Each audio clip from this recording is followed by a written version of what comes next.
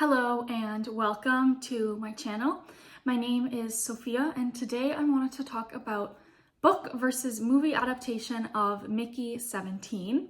So I thought that I would first talk about the book, then I would talk about the movie, my thoughts on both of them, and then how they compare together. And unfortunately, I'm not going to be able to make this completely spoiler-free. I don't think that what I'm going to say is going to take away too much from your reading or watching experience. And I will say, before I say anything that's really like a bigger spoiler, but yeah, this isn't going to be a totally spoiler-free review just because some of the aspects that make the book and the movie different involve the ending and stuff like that. So yeah, to start with the book, it is called Mickey-17 and it's written by Edward Ashton. I personally read this book in November of 2024 and I listened to it on audiobook. But the book itself came out in February of 2022. I would really recommend the audiobook. It had really cool sound effects. Like for example, the characters would use walkie-talkies sometimes, and in the audiobook it would have like the walkie-talkie noise, like when they would be talking. So it kind of elevated it just from being two characters talking, and it is two narrators of the audiobook. There's a female voice and a male voice. So the sound effects really added to it and I really enjoyed that. And I would say that if you're not used to listening to audiobooks, this would be a good one to get into because it does feel like more of a production and kind of more like a movie, just in your ears only. And the book follows Mickey Barnes, who is an expendable. And what that means is that his memories and his body's like DNA is put into a memory bank, like a computer software basically, where he is able to regenerate. So that means that these expendables get put on dangerous missions where there's a likely chance that they could die because their body is able to regenerate over and over while keeping their memories. It's set in a near future, maybe far future enough that we're able to colonize other planets, but near future because we are like in the book, the world is overpopulated and just very unhealthy and destroyed, and see some similarities with how the world is today. Mickey ends up on a ship that's heading to a planet called Niflheim, which is this icy planet, and they are headed on what they call a bridgehead colony ship, and theirs is supposed to take 4.5 years to get from Earth to this planet Niflheim. So they basically are living normally on the planet, on the ship for 4.5 years, figuring stuff out. And then when they get to the planet, they don't know much about it, so they'll have to figure out how to live when they get there. But his ship is headed by this guy named Marshall, and he's not a great guy. The book's language I found to be very approachable. It is under 300 pages and it doesn't do a lot of info dumping, like heavy info dumping, which a lot of sci-fis do. So if you don't read much sci-fi, like I would say that this is not too hard to understand. It doesn't make the world more complicated than it needs to be. It is written in first person POV from Mickey-7, like the 7th iteration of Mickey. It's not that popular on Goodreads. It has about 26,000 reviews and 26,000 ratings and 4,000 written reviews. And in the book, we have so this is where it's kind of going to get into a little bit more spoiler, but not really. I wouldn't say that this would ruin the experience. But in the book, we cover two sort of different plot lines. In the first half of the book, so basically what happens is that Mickey-7 is the Mickey that we're following, whose POV we're from, and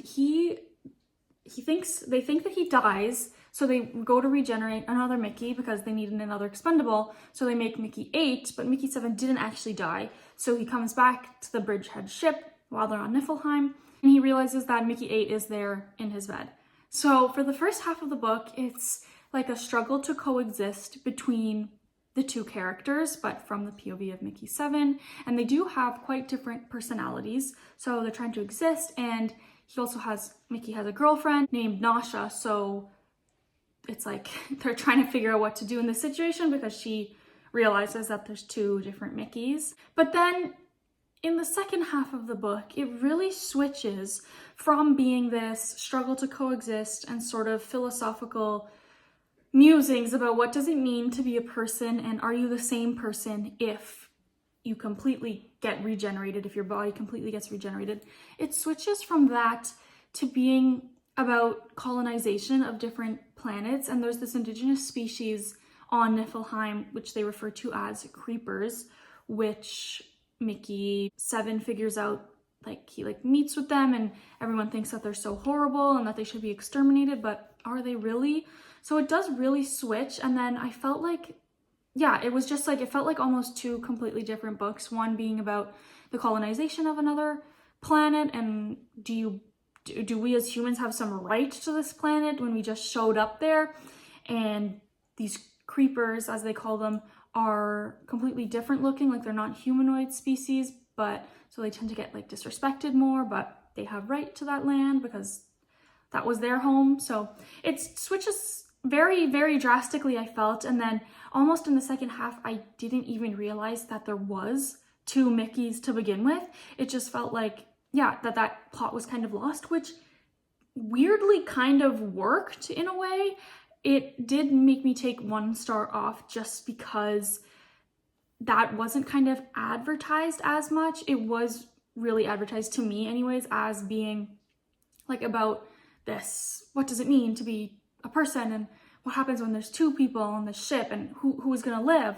And then it really switched and it wasn't about that at all, which I didn't really feel like was advertised. So that's why I took 1 star off, because I felt like if it was advertised more, do you know what I mean? I would have maybe wanted to read that, but it was just kind of shocking. And in the middle of the book, it does kind of drag a little bit, I found, from the switch of being like about the two Mickeys to about the creepers. There was a long part where it was just like the two of them trying not to get caught and trying to coexist and share rations on this small ship that they're living on while they're trying to figure out how to build on Niflheim. And there was just like a lot of times where it would be like, so I'm staying in the room today and the other Mickey's out. I'm so hungry because I only have half rations, which it was good, but I just felt like it was a little bit too long and could have been reduced a little bit. So now to transfer to the movie. The movie is directed by Bong Joon Ho, and this is his follow-up to Parasite, which was a great and very well acclaimed, critically acclaimed movie from 2019. He has also directed movies like Snowpiercer and Okja. Those are his English language films. MICKEY17 is also English language, but then of course he did do movies in Korean as well, like Parasite. And one thing that I did notice is that I think that this was a perfect book for him to adapt, because I've heard him say before that movies in Korean cinema are very different than they are here, in the sense that they are more genre fluid, in the sense that there's not like an action movie. Like there might be, this might be too generalizing, but Korean movies tend to be more covering multiple genres.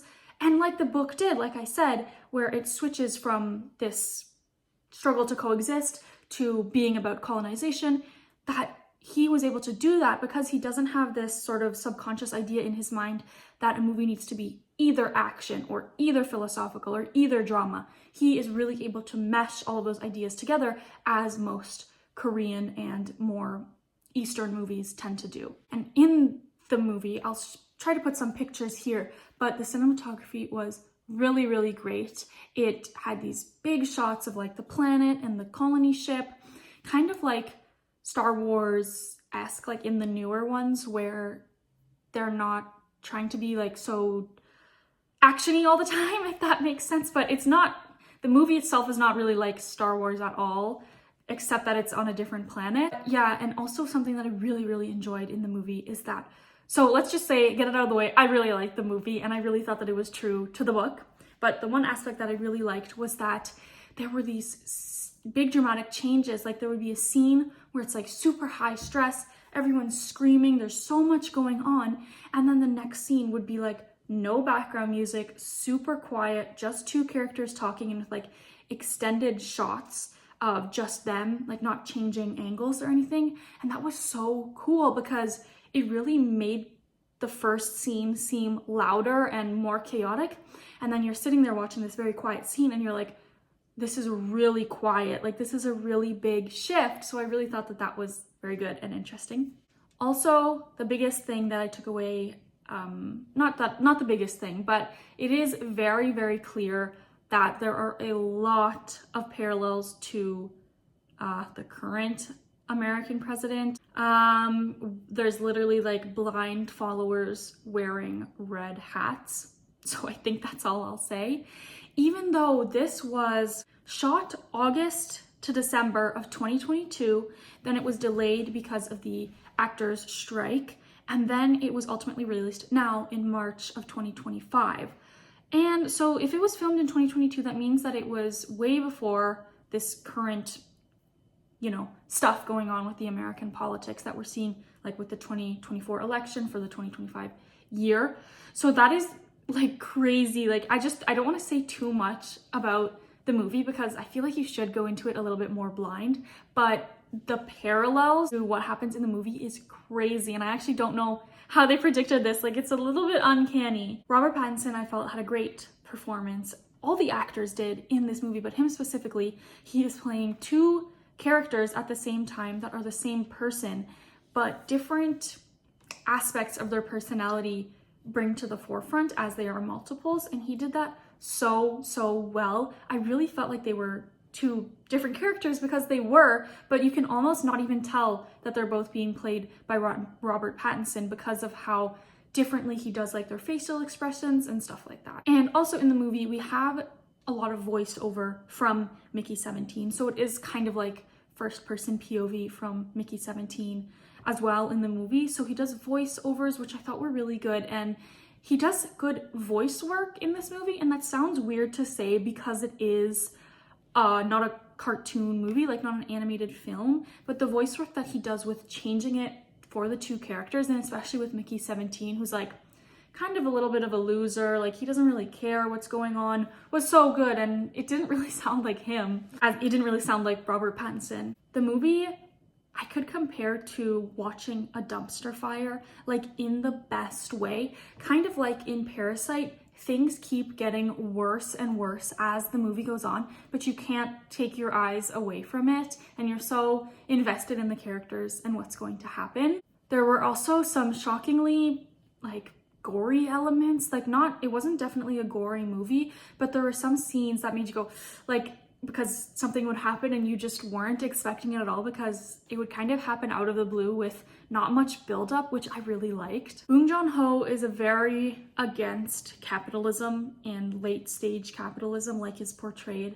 in the movie, and I think that was very clear, and I think he made it shockingly clear so that anyone who watches this movie, there's no way that you could get a different message out of it. Like, you would have to be really taken away from everything that's happening in politics currently to not see the parallels. And I think he did make that really clear on purpose to make a statement. But it's also just a movie, and I know that you can't say just a movie or just a book because these are glimpses into the times, but it didn't feel like, I just don't know really how to explain it, but while all of the parallels were there and while it was clear what he was trying to say about what's going on, it wasn't too much.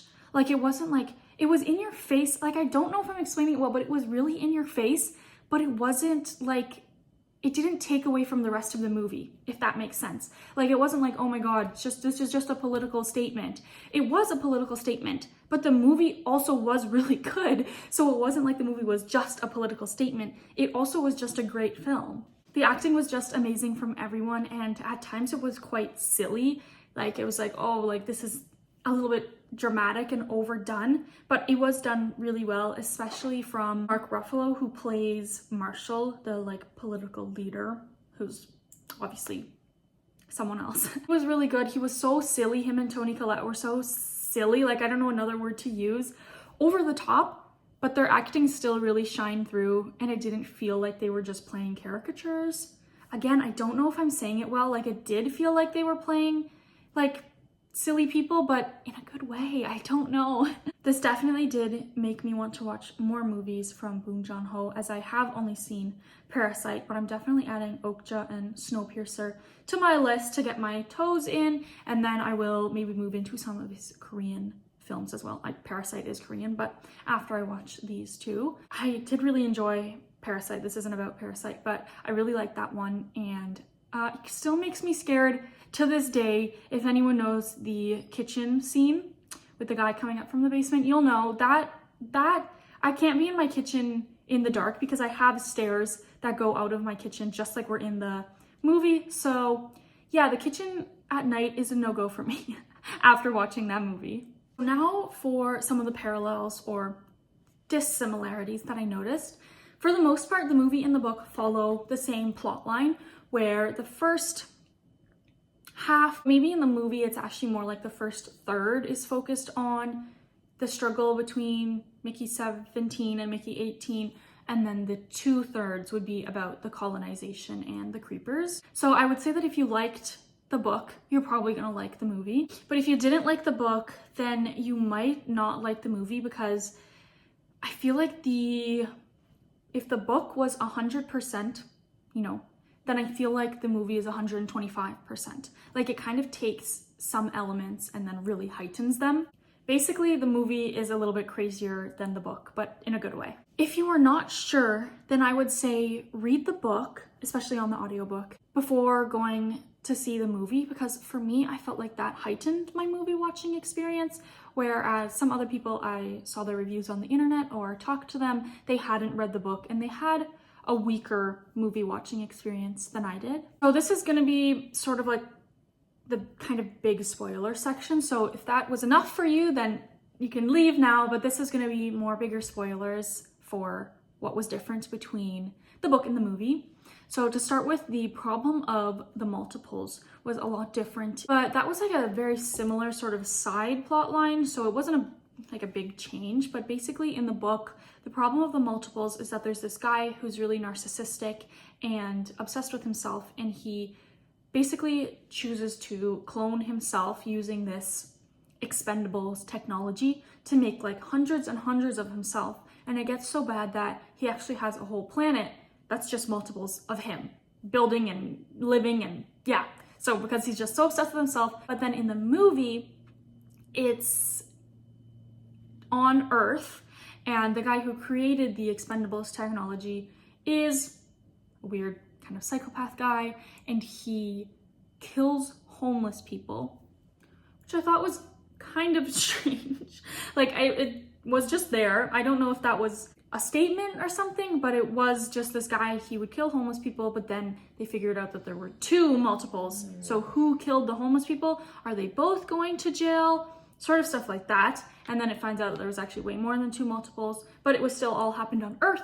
So just the similarities between the problem of the multiples being on Earth or on their own planet. Of course, the big difference just in the title is that in the book, it's MICKEY7. That's the title of it. And it's the struggle to coexist between MICKEY7 and MICKEY8. And then in the movie, it's MICKEY17. That's what the movie's called. And it's the struggle between MICKEY17 and MICKEY18. Now, I really have no idea why they decided to do that. I don't see the reason, because I felt like in the book, the way that they die is a lot more explained than in the movie. Like, he explains almost every single time that he dies as an expendable. But then in the movie, they only talked about like a few times that he would die, or maybe like more than a few, but they definitely didn't say 17 times that he died. So I don't know why they felt the need to add 10 more expendables into the timeline. Maybe just for fun, I don't know. And then also in the book, MICKEY7, Mickey, is killed multiple times by Marshall, the leader, just for fun. That didn't happen at all in the movie, even though Marshall was a bad guy. He was much worse. Marshall as a character, I felt like was much more prevalent in the movie, and I also feel like he was kind of much worse overall, but he didn't do these individual acts of killing like he did in the book. And there's this whole thing in the book about the antimatter bomb plotline, and you'll know if you read it about that.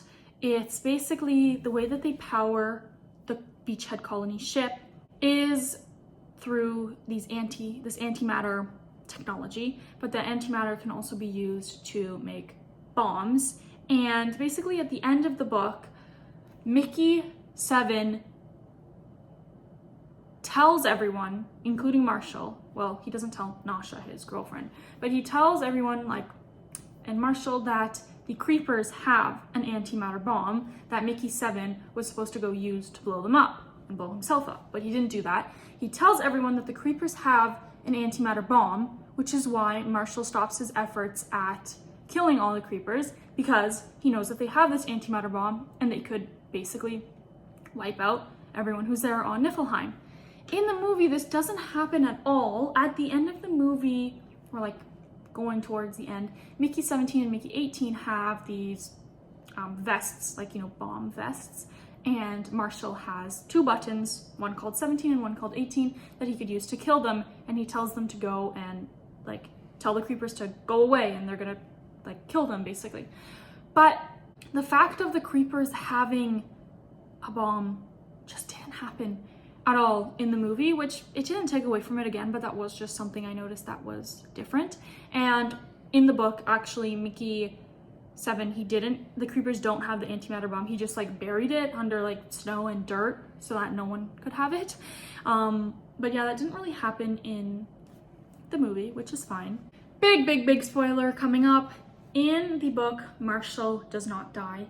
In the movie, Marshall dies. He is killed by MICKEY-18, who uses the vest to kill both himself and Marshall, as Marshall wanted to use this gas to kill all the Creepers, basically. So in the book, Marshall does not die, and there is actually a second book sequel to MICKEY-7, which is called Antimatter Blues, where it's about Marshall trying to get this bomb back from the Creepers and stuff like that. So obviously there will not be a follow-up following the plot of Antimatter Blues, because Marshall is dead in the film. Also, what I'll end out with is that there was no sauce plotline in the book. And if you watched the movie, you know what I mean. There is this weird thing where Toni Collette, Marshall's wife, is obsessed with sauce.